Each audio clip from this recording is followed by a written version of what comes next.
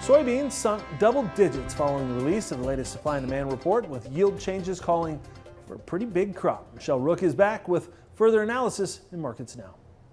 Corn ending higher, soybeans lower after the WASDE report on Monday. Ted Seifried with Zaner Ag Hedge is with us with analysis. And let's talk about soybeans. It was a bearish report overall. How much lower do you think we need to go, Ted, to absorb a 560 million bushel ending stocks number? This kind of screams 880 soybeans to me, unless something happens weather-wise in the next 3 weeks, and then we have to walk that yield number back down. A 560 or maybe even bigger carryover number for soybeans just doesn't really support anything with a 10 in front of it, maybe not even anything with a 9 in front of it. So that's a big question mark, and it does suggest that we've got a lot more work to do to the downside in soybeans. However, the question again is timing. Because of the way corn closed, I'm not so sure we're going to see these markets moving in complete opposite directions for extended periods of time. So what's going to win here in the short to midterm, Michelle? That's the biggest question.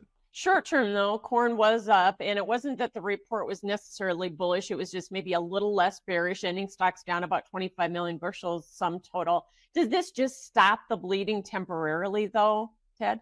Well, I think it's a pretty good sign for corn, where you have a yield that comes in higher than the trade guesses, and probably pretty close to what the trade's been factoring in, and yet your carryover doesn't really increase dramatically. We were able to find the demand, or the USDA was able to find the demand to really offset that, and again, a lower acreage number as well.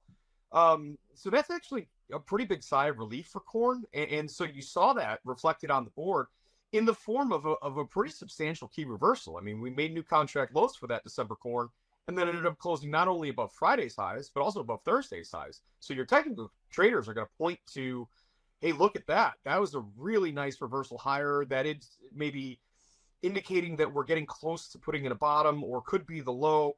The problem with that though, that I have, Michelle, is the timing of year. Big crops do get bigger, so maybe that yield number might actually creep higher.